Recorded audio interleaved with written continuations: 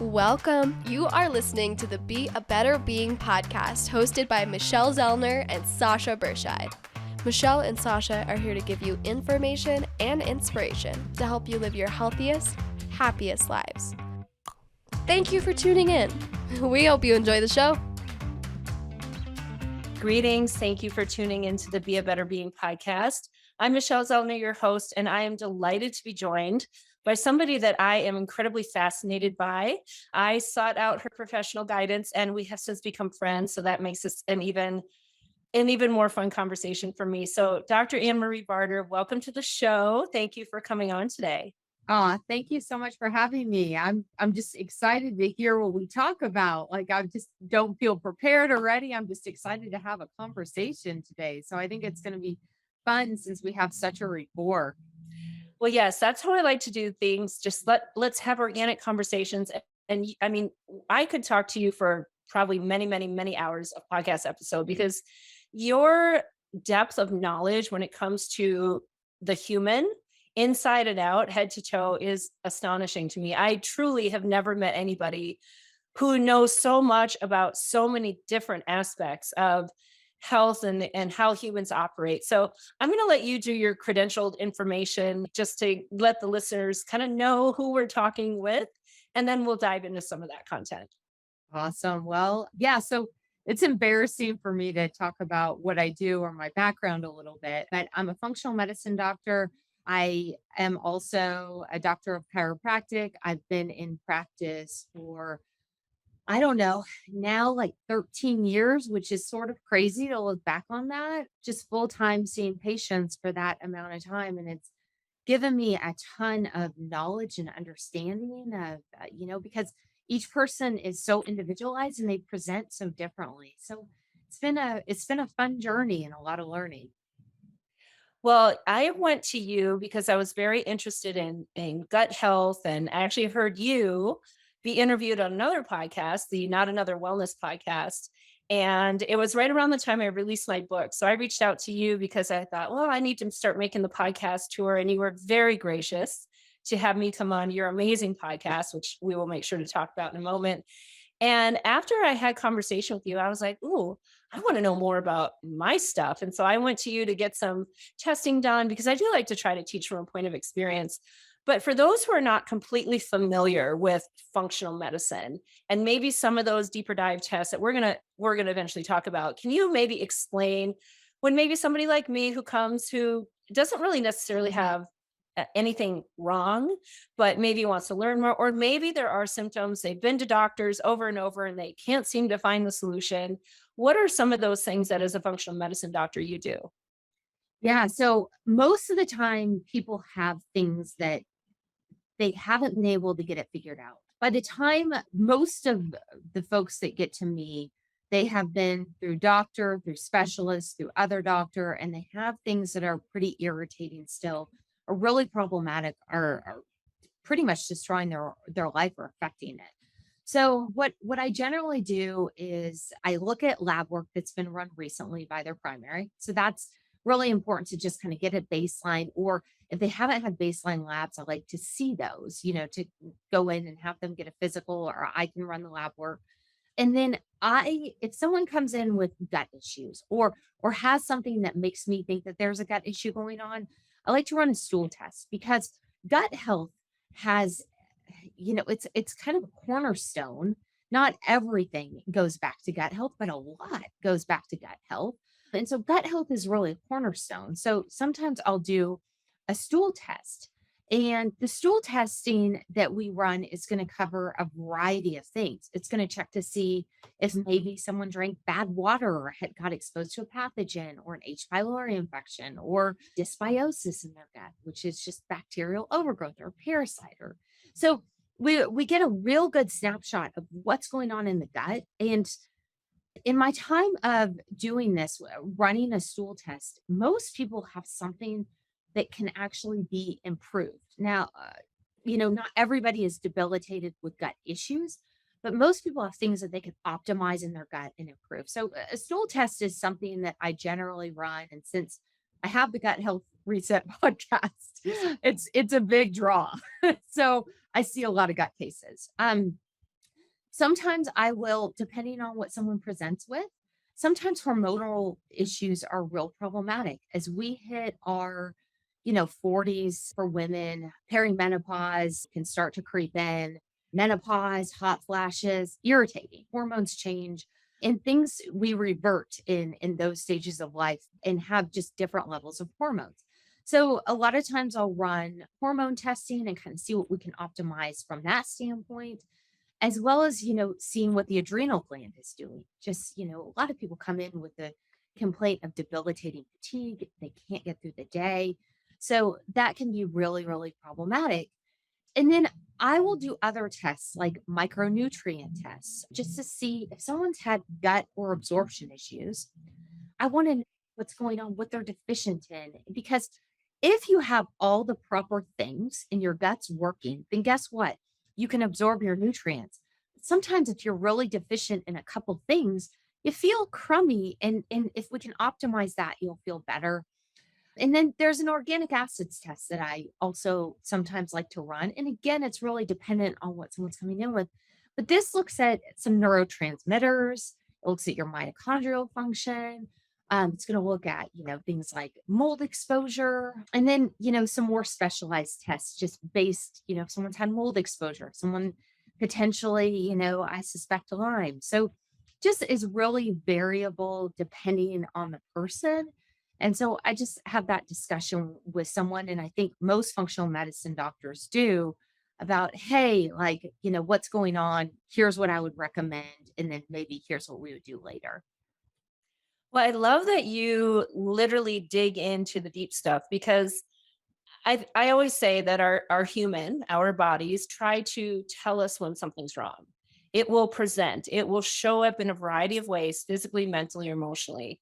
And we are either too disconnected to hear it, or we're too busy to deal with it, or we just want the quick fix, or we think that it's some topical issue without maybe understanding that it is a much deeper level issue. And in our Western medicine, of course, we are reactive. We're a disease care system, not a healthcare system, instead of being proactive. So what you do is you really try to dig deep and get to the root of the problem rather than just trying to put a band-aid on the problem. Is that sort of an accurate assessment? Yeah, that's exactly right. Because what's the point? Like I can do the same approach with functional medicine that they're doing with allopathic medicine. I can do the exact same approach. Like someone has, I can lower stomach acid. They can put you on a PPI, like a omeprazole or, Tums or something like that. I can do the exact same approach, but what's the point of that? Like, what is that really doing? It's creating bone loss. It's, creating all kinds of other problems long term. So why wouldn't we want to dig in and fix it so you don't have to put on a band-aid to it? I mean, that's some people really truly, and it depends on the person. To be quite, that's my personal opinion, is to get to the bottom and the root cause, and let's fix everything. And we're not, and everybody wants there to be one root cause, and there's not one root cause. There's multiple things. Like we get traumatized, we have emotional trauma, we have gut issues, we have bacteria that overgrows, we have hormonal imbalances, we're too stressed, we're drinking too much caffeine, we're not drinking enough, and it just, the list goes on, right? And so you have to pare all those things down. But a lot of people don't want to do the hard work. They don't want to dig into that emotional stuff. They're like, just put a band-aid on it. And so I think that we've been conditioned that way to just want a quick fix, where the work is actually really hard to fix everything. Yeah, it's hard and it can be time consuming. And we want this instant result, right? So somebody goes and maybe they don't get the magical instant result. And they're like, well, this didn't work. It was a waste of my time. It was a waste of my money. And something that I try to drive home the message of, all this stuff takes time. A human is incredibly complex. So many different layers of things that could be happening. So having patience with the process, but engaging in the process so that you avoid that harder later. I always say hard now or harder later. And a lot of the things that we experience later could have been prevented if we had done some of that hard work earlier. And I think about, just we're entering cold and flu season and we're entering virus season, right? We're all going to get sick and we all want to know how to boost our immunity or not get sick or, prevent ourselves from contracting anything. I think it's really relatively simple in theory, right? It's live the healthy lifestyle and minimize your exposure to things that make you sick. Except that we live in modern society and both those things are really hard. So when we talk about hormones and neurotransmitters and gut health and all of that, it's all combined with the choices we are making every single day. The food we put in our body, the food we don't put in our body, the sleep we do or don't get, the way we do or don't trigger into fight or flight, that emotional trauma that we have or haven't healed. And everybody's journey is very different. Everybody's situations are different, which means everybody's path to maybe optimal well being is going to look different, which is, I'm guessing, maybe one of the struggles that you face when it comes to working with people, because we just want this one size fits all. Like, here, just do this and you'll be fine. Is that something that you deal with on a day-to-day basis with the people that you work with? Yeah, so first off, I think it's real everybody gets really concerned about cold and flu season as it comes up. Like it's like we have these seasons of things. Like you should be concerned about your immune system all the time. Really, because 100%. you really, and I think that, I think that we saw that with everything that happened with COVID, and like people just really just felt like they were out of control with their immune system, and they were, there was a lot of fear around that. So the one of the biggest things I see is I run a stool test, and part of the immunity is in part of our immune system is in our gut, right?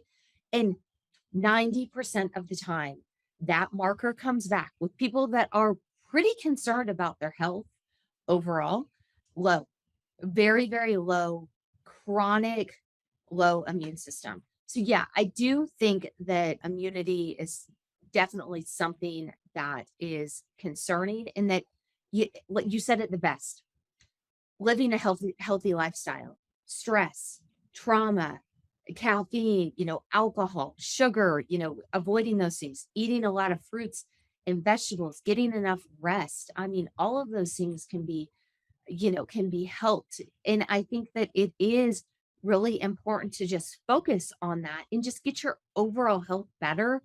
But you're right. I think that we just focus on certain things at certain times of the year. Like now it's time for my immune system. No, it's time for your immune system the entire time, because health isn't in these little just buckets. And granted, yes, as the weather changes, we're more likely to get sick. It's not summertime anymore.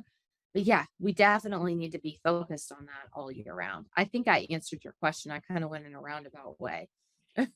You totally did. So for somebody who maybe doesn't even have the first idea about gut health, or that they might be presenting symptoms that actually are rooted in the imbalance in their gut, how would somebody know? How would somebody even know to explore this path? Yeah, that's actually a great question.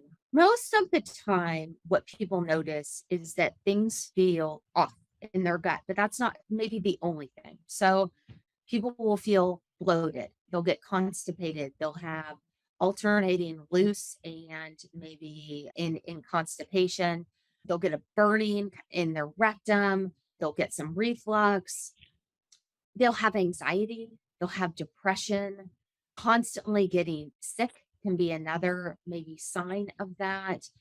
Hair loss or having trouble with nutrients, having many food sensitivities can be another sign of that. And just generally feeling something else that's interesting is back pain can be one of the only signs I think a few people have had is just back pain. So, I mean, I think just some of the symptoms, but as a general rule, I think it's just good to know what's going on, even if you're not having symptoms. People that have to be on constant laxatives, that's another one. That's my favorite. I have my gut health managed, and they're constantly on laxatives. That's going to be really problematic down the line. Or no, my gut health is fine. I'm on a PPI or a Meprazole, or I have Crohn's disease or ulcerative colitis or IBS or any of those. People that have had, this is interesting, but one of the worst gut cases I ever saw, this was quite interesting. The patient presented with anxiety. That was the only thing she presented with. We ran a stool test and I didn't even know where to start. It was like it was all lit up. It was all positive. I'm like, holy cow, this is going to take me a year to get through just because there's so much stuff. But she also had the most trauma of anybody I have ever met. And I've heard a lot of terrible stories. And this was emotional trauma that she grew up with. You name it, she had it. And so I think that that's another piece going back to, how do I know if I have something in my gut? We do know that survivors of sexual abuse are much more likely to have IBS or IBS like symptoms or gut or bowel symptoms. In fact, I think it's 40% of most people checked actually had IBS that were sexual abuse survivors. So I think anything like basically going through life, and if you have any of these symptoms, mental, emotional, or just gut symptoms themselves, or inflammation or pain, there's probably a good chance you have something going on in your gut. Yeah, we have the gut brain axis, the gut heart axis, the gut lung axis. I think people don't fully understand that clearly we are completely connected, right? And all these pathways are sending messages and telling our systems what to do and how to do it, when to stop doing it. And anytime there's any kind of disruption or malfunction of that message, it's going to present in some way. Mhm. And I agree. I think just getting under the hood and seeing what's going on, even if you don't think you have any issues. And I mean, I don't really have any issues. And there were some imbalances that I had. They weren't really significant or severe, but why not correct it if I can so I can be optimal? Mhm. And I think the more you can understand about yourself on the inside, maybe the more intentional I'm going to be about making some of the choices that are going to help rebalance my gut and perhaps minimize or eliminate some of those choices that are causing that imbalance. So, specifically, because I think, again, a lot of people, the gut health and all this, it's starting to become more of a mainstream conversation. But we are not scientists and we don't really understand, like, oh, there's living critters in there, and certain ones like to live in a certain place and other ones like to live somewhere else. And we need a lot of different ones, and we need none of them to be overpopulated while others are starved out. And yet, so often, that's actually what the case is. So, how do you just describe in very basic terms what actually the gut is and what a balanced microbiome or what balanced gut health looks like? Yeah. So when I think of the gut, I think of just our way to number one, basically protect us. And then number two, absorb. And then number three, eliminate in very, very basic terms. So as we chew our food and we swallow it, everything starts there, right? And so we in our stomach, it's so acidic. And we want that to be so much acid in there, right? And there's a reason for that. So if you go out to a restaurant and some food is contaminated, they left the meat out too long, and you eat that, you're not going to get sick from that because your stomach is going to protect you. So what's in and then and then the food goes into your small intestine. Well, the stomach also has another role. If you start to become more alkaline in the stomach, we do see, or less acidic, we do see the gut microbiome start to change. The gut microbiome, you'll start to grow critters like bacillus, strep, staph. That is, and people panic when they hear those things. Yes, those are natural to our microbiota. So you'll grow those a little out of control and we call that more of the bad bacteria, but it's just gotten a little overgrown in your gut. Okay. So that's really important for starters. And then in the small intestine, start to absorb your food, and you really need to make sure that those pieces of food are very small so that you can actually absorb that food and get your nutrients. Let your food be your medicine.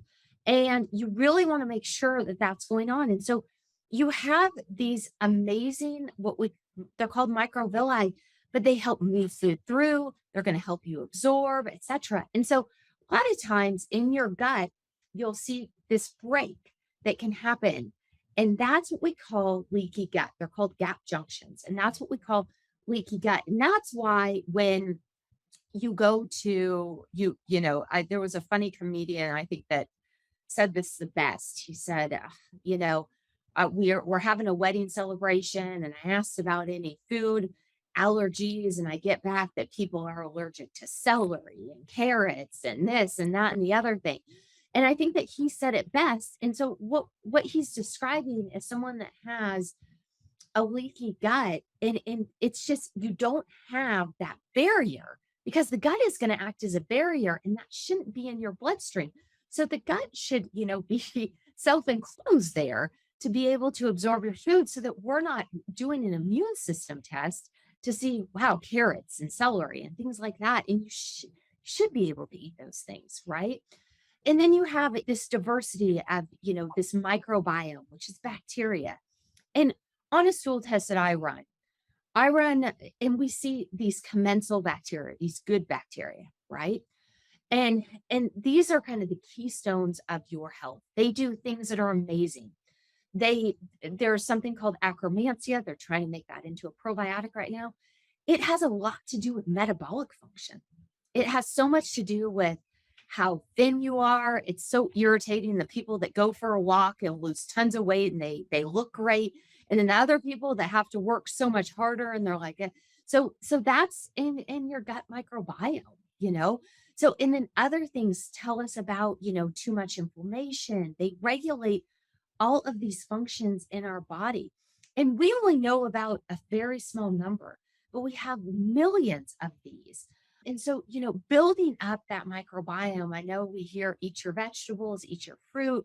Well, that's why, because these species thrive off of those things. So it's just really, really important to diversify your diet to different color vegetables and fruits to help these things live. And then it's really important to eliminate. I love when people tell me that they're not constipated and they poop every 2 days. Like, you can't have that. Like, that's like you telling me that you have cleaned your house and you haven't taken out the garbage for 2 weeks.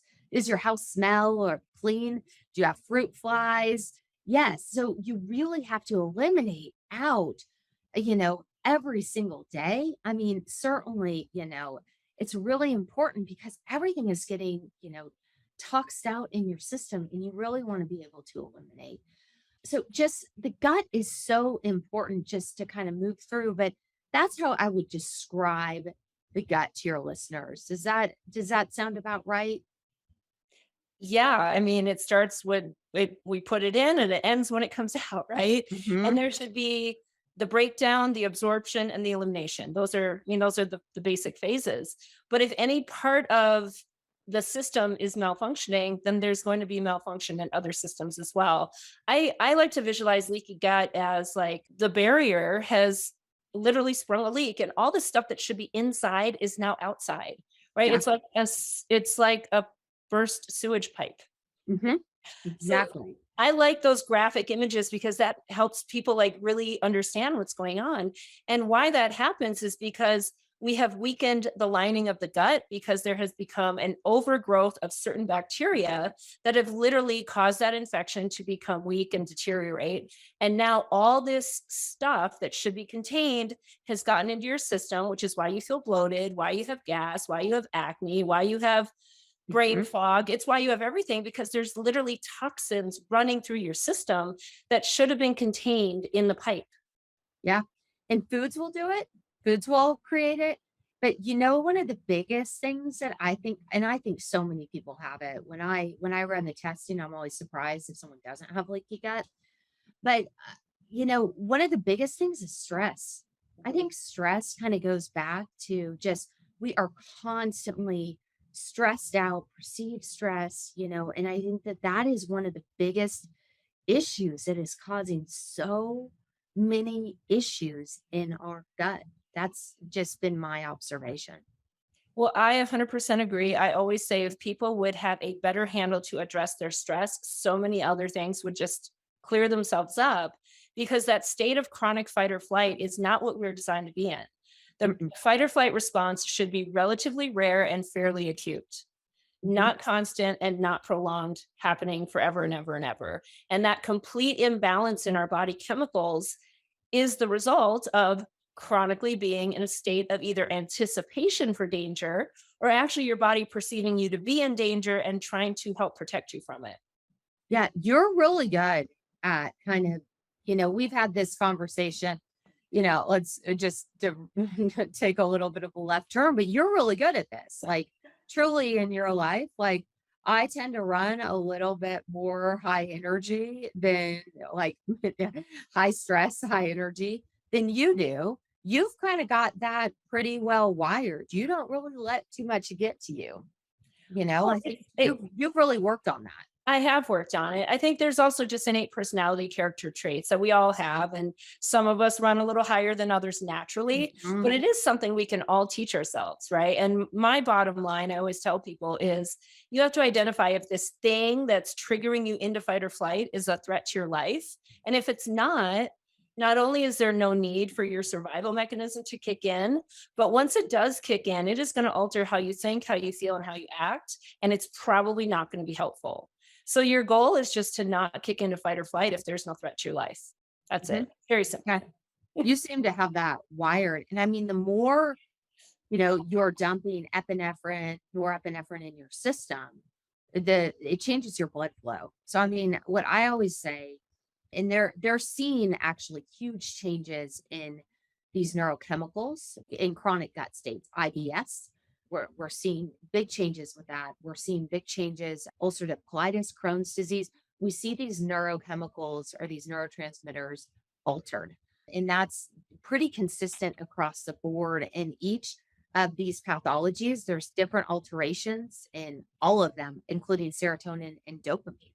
So it's pretty crazy when we see that and how much that's actually altering our system. Mm-hmm. And let's talk about serotonin and dopamine because these are obviously really popular things to talk about, right? The dopamine hit, make you feel good. We are constantly chasing dopamine because we just want to feel good. We don't want to have, discomfort or be in pain or whatever. And so we look for that dopamine hit to feel good and avoid the discomfort.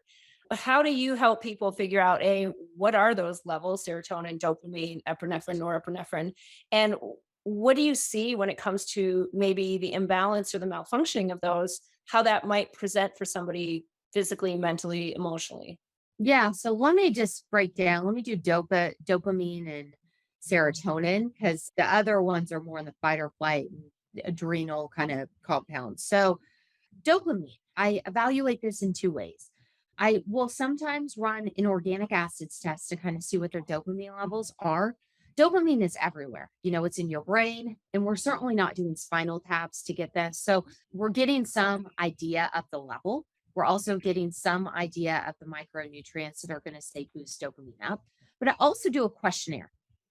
And I like to read the questionnaire on podcasts because I think that it resonates with people if they have this and they can it's something that they can just tangibly take and be like, yeah, this is something that I need to look for someone to help me.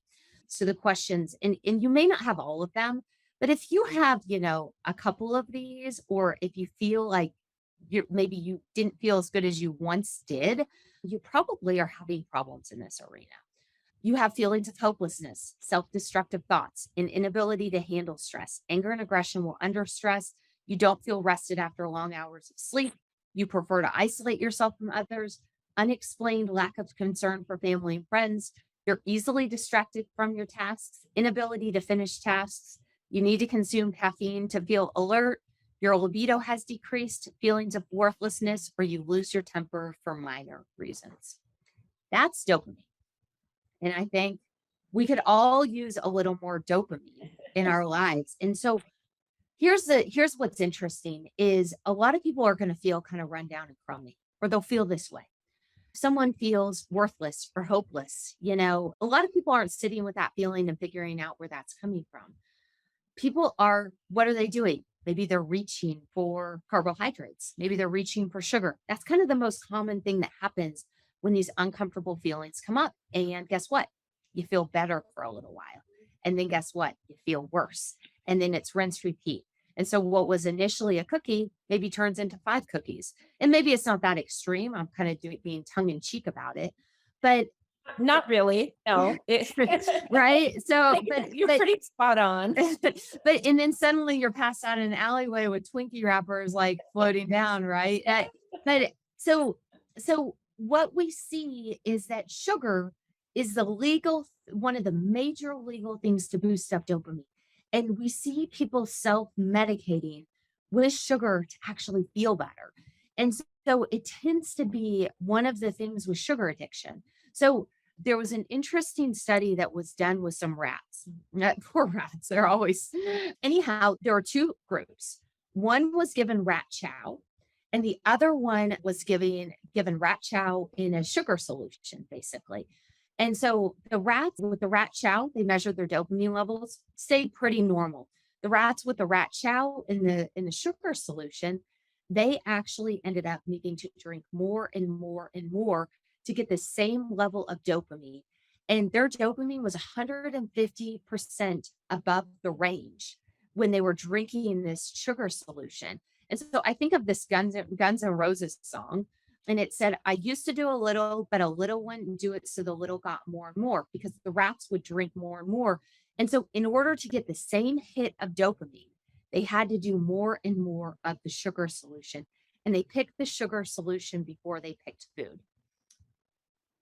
And I think that completely explains addiction, right? Because we're looking for that hit and then we get desensitized to it. So now we need more, we need something stronger, we need it more often. And it really is about chasing that dopamine hit. So how do we make sure we actually are getting enough dopamine in a healthy way without chasing it from these things that eventually are going to cause us harm?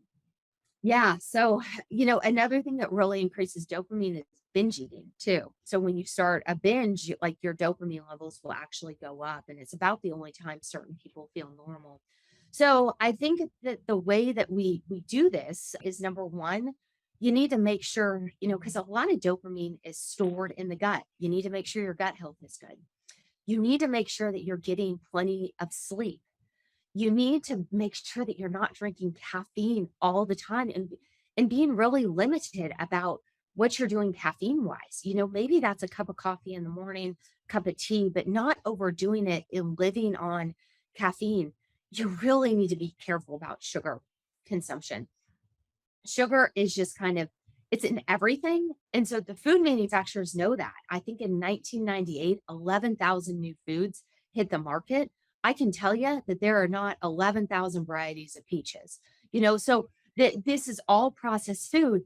And people know that if you have a good experience when you eat their food and feel good because they're putting sugar in it, because you got a dopamine hit, you're going to keep coming back for more. So they're using this against you. So reading the ingredients, being really careful about sugar, making sure that you have the correct building blocks for micronutrients. For dopamine, you need things like copper, B vitamins, magnesium. All of those things are really important for the contributing and making dopamine. And then you just need to be careful about your stress is another thing, and getting enough exercise. So kind of all the basics, you need to be making sure you're getting enough of those.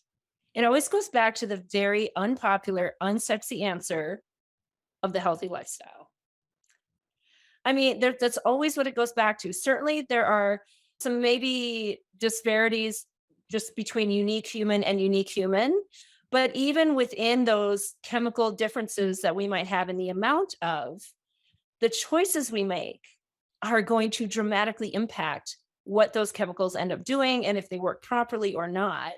And I think, again, because modern society makes those healthy choices unsexy, you're no fun, you're boring, it's too hard. There's a lot of other things I'd rather be doing that are way easier and more entertaining and more fun.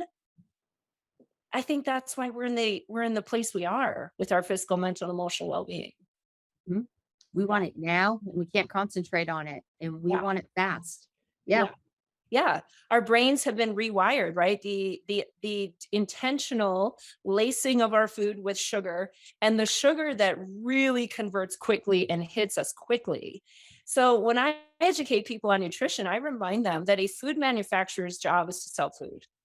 It is your job as a consumer to understand what you're putting in your body, to understand what it's going to do to you, and then to decide if that's a choice you want to make.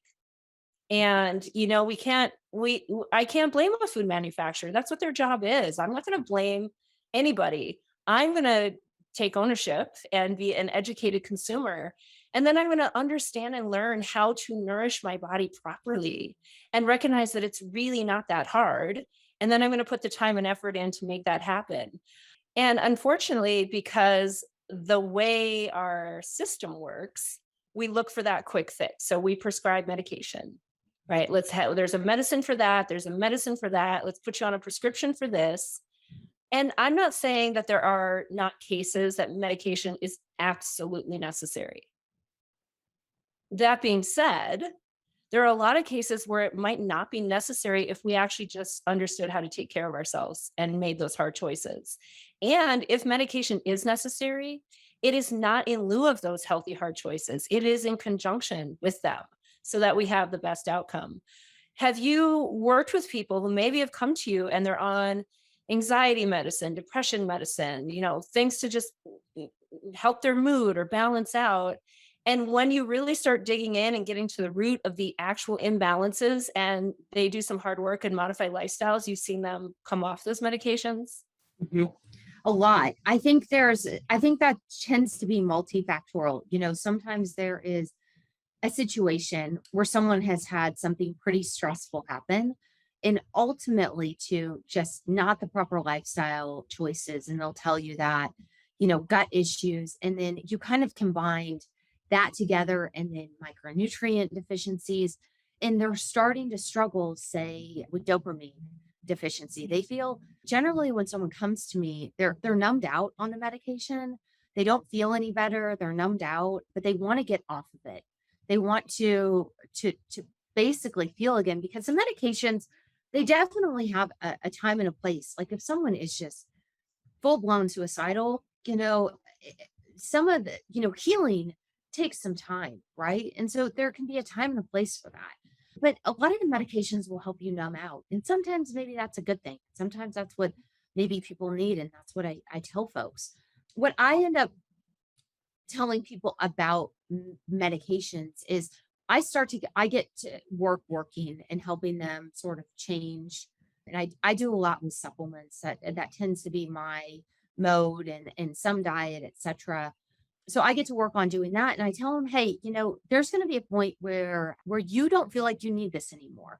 And at that point, it's really important to go back to your prescribing physician of this, and they can do a week, but you'll know when it comes to that point.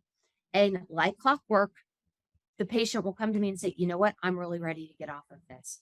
I really think I'm ready. And they come off. Some people are like, nah, forget it. They cowboy it. And they're like, I'm coming off now. I think that that's a little rough, but some people have decided that they're done and that that's what they want to do.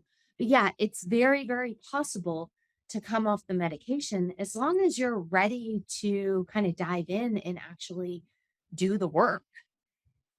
Right. That's the key is you can't do that and then not eat healthy, exercise, get your sleep, heal your trauma, manage your stress in a healthy way, right? That lifestyle is your medication. The healthy lifestyle is your medication. But certainly it's something that you should be talking to your prescribing physician about. And hopefully they're supportive and on board with helping you find maybe a different path that you want to go on and helping you get to that place, supporting these healthy choices that you want to make. I think what's really incredibly important is that we have to connect to ourselves. And we're so busy, we're so disconnected because we're taking care of everyone and everything else that we do not take time to listen to this one, to understand this one, to do the things that this one would prefer you to do. Because, yeah, well, I only have so much to go around and I am last. Is that something that you see in a typical patient of yours? Every single day, all day long.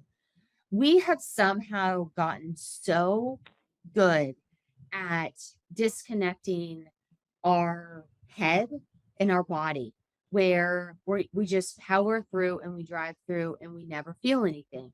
And I think that I definitely attract and practice who I am. And who I am as a person is I'm pretty driven. And personally, I can probably just a real crazy example is I lost my mom, I guess about 11 years ago. And literally the day after her funeral, I was back at work and I didn't say a word about it. And so just, to drive home the point, I completely understand of that disconnection, which I probably wouldn't do the same thing now. And I think that that really takes us out of our body. People are just, they're kind of so caught up in their own stuff and things that they think that they have to do that they never take time. And I think that that creates so much anxiety. It creates so much depression. It creates, every sort of, pathology that you can. It creates gut issues. It creates pain, and so it's really important to just take a minute and at least scan your body for what you're feeling that day versus shoving everything down that you come into contact with, right? If somebody said something that made you feel terrible, sitting with that, crying about that, feeling those feelings, feeling things that are happening. And most people don't, they just stop it, or they think they're stupid for feeling that way. Or,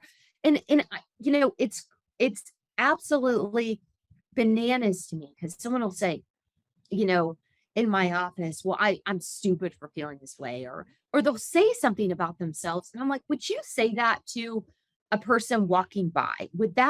Would you ever talk to your neighbor like that? Well, no, but you're doing this all day long to yourself. Why? Why are you doing this to yourself? And you just have to kind of really be intentional about the way you're talking to yourself, like you're intentional about the way you're talking to other people. You have to really be intentional about what's going on inside too, and just feeling that tension. I recommend people do a body scan at night. And basically what that looks like is you'll just lay down. And in my office, I ask them, if I feel like there's harboring emotions, I'll say, where are you feeling it? I'm feeling it in my chest. What does it look like? I love this. They say I feel stressed.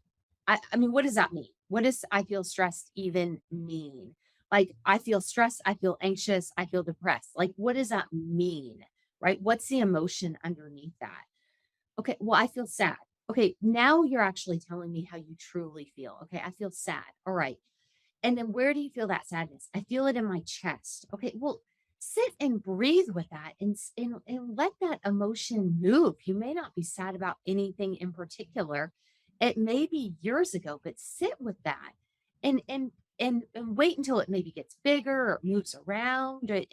But we just kind of power through everything every day, and we don't seem to have the time to feel our feelings. It's really important. Yeah, we power through it, or we turn to food or alcohol or drugs or retail therapy or something to distract or mask it. I've been teaching my session Permission to Self-Care quite a bit lately, and I came up with a little acronym, right?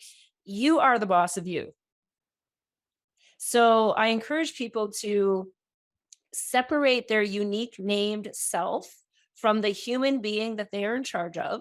And that would be the one that looks back at them in the mirror, and just evaluate how good of a boss are you? Are you managing that project well? And in order to be a good project manager, to be a good boss, you have to do a number of things. You have to be quiet and be still. That's the B. You have to be quiet.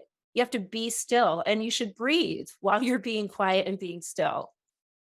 And while you're doing that, you observe. So that's the O, observe. What are you thinking? What are you feeling? What is that emotion? And the S, the first S, is scan head to toe. What else is your human trying to tell you? Physical discomfort, aches and pains, the gut, is disrupted, whatever that looks like, right? Scan it head to toe. And then the second S is serve. How are you going to serve your human to help it heal, to help it get to a better place? So you are the boss of you, which means you have to do the work. So you be quiet, you be still, you breathe, you observe, you scan, and then you serve. And a lot of times I've asked a lot of people when I teach these classes, they don't like to be quiet and be still because they don't want to observe what's going on up in here because it's yucky or it makes them uncomfortable or they're confused or they don't know what to do with it. So we would rather just ignore it. Right. And yet the only way we make anything better is to have awareness and to start doing that deeper work. So I love, that you go through that same process and encourage people to do it. But you and I both know you have to do it. You have to do it. And so you have to give yourself permission to do it. And a lot of people, especially women, but men too, we don't somehow we have decided we don't have permission. I don't know when that started. Who took your permission away from you? Well, you gave your permission to somebody else. Nobody took that permission away from you. So it's the permission to take care of yourself without justification, without an apology, without guilt. And you are the only one that can do that for yourself. But that also means that you have to believe that you're worth it. And sadly, as I've worked with many, many people, and I'm sure you've had this experience too, when we go through some of this unpacking of all of it, what it comes down to is they don't really think they're worth it. And that means there is even deeper healing that needs to happen. Right. Super common, Yeah. actually, super common. And I don't know when that started, but it's very, very common. I agree with you. Yeah. Well, as I knew it would be, this has been a fascinating conversation. I know we could talk on so many other things, but before we officially wrap up, is there anything that you think is super important for people to know that would be helpful, tangible, that maybe we haven't quite covered yet? Yeah, that's a great question. I think we've given a lot of things in the podcast today. The feedback I get a lot is people get overwhelmed with everything that they feel like they have to do or can't do or shouldn't do. And so I think the one thing is if there was something that really resonated, like I really need to do that. A lot of people will focus on diet, but they really need to do the emotional work. If there's something that you've been avoiding, maybe that's where you start to tackle first, because that tends to be the biggest area that we need the most help with. And so I think that that's really important to note is just start small and just start step by step. If that's, most people say they're all or nothing people, but I generally feel like that fizzles out. So if you can just make the small changes, I think it's going to go a long way. And if you get stuck, I think it's really important to kind of start to do some of the deeper work and dig in and get some of the lab testing or work with a therapist or have someone hold you accountable that you can meet with each week to sort of start to go through the process to get better. But you deserve to feel good. You deserve to have a life. And I don't know when that started where people felt like they should kind of live in pain or live bloated or live with anxiety and depression, or whatever it is, but you deserve better.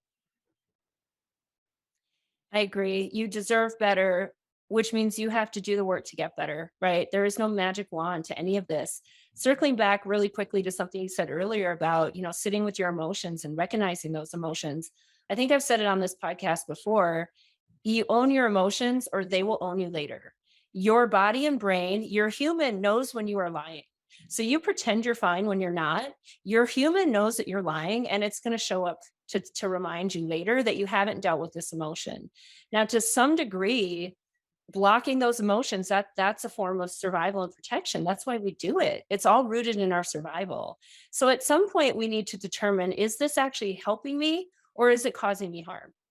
And while it might be really difficult to explore those emotions and where they came from and why they happened and what your role was in it, what somebody else's role was in it, it is going to be much harder later if we don't go through that. So I definitely am a big fan of people understanding emotions, recognizing them, being okay expressing them, working through them, understanding that they're all normal. I don't like negative emotions, positive emotions. They are human emotions. Cry. You shouldn't apologize for crying. That's a normal human emotion to go through. And then you determine, okay, now what? I've cried. So have I released all I need to release? Or is there forgiveness that needs to happen? Is there an apology that needs to happen? Is there acceptance that needs to happen, right? That process of healing is very, very long and layered. So if you feel stuck, maybe you've done a lot of work and your stuckness is a sign that there might be more work to do. When you are ready to do it, do it. If you're not ready, it's okay, but recognize that you will be in a holding pattern, and it will probably start affecting you in different ways. And that will be your sign that you are ready to start moving again and doing some of that work. Mhm. So, Yeah, we are complex beings, aren't we? we sure are. And I think that's what's beautiful, but that's also what's very frustrating because everybody just wants a one size fits all answer. And that's just not the way it goes. So we are going to embrace that or embrace ourselves, our complexities, and all of it. And I mean, that's the whole point of this podcast, is to give people some of that information they might never have heard before, maybe a new perspective of looking at something they've never looked at it that way before. Maybe it's just the inspiration to know that there actually is a solution out there. And I am going to keep on trying until I find it. So, Dr. Barter and my friend, thank you so much for coming out today. So weird to hear you call me Dr. Barter. That's why I say it, because I know it makes you feel squishy. It makes me feel a little uncomfortable. Yeah. Thank you so much for having me here today. My goodness, of course, absolutely. I appreciate all of your time, and your talents are amazing. And we will put all the information to your Gut Health Reset podcast, as well as how to connect with you. I am willing to bet there are a lot of people are very interested in exploring what's going on internally with them, not just internally in their minds, but in their second brain, the gut. And I 100% definitely encourage everybody to reach out to you, because you know so much about so much. It's amazing and mind blowing. So thank you for sharing all of this, everybody. Thank you for listening. And it is now your turn to go and be a better being. Thank you for listening to the Be a Better Being podcast. Michelle and Sasha hope that what you heard today inspires you to embrace this journey of life with an open mind, a kind heart, and a willingness to learn and evolve. If you enjoyed the content, please help spread their message by subscribing, sharing, and leaving a 5-star review. If you have a show topic idea or would like to be a guest, please visit betterbeings.net and fill out a contact form. Until next time, go and be a better being.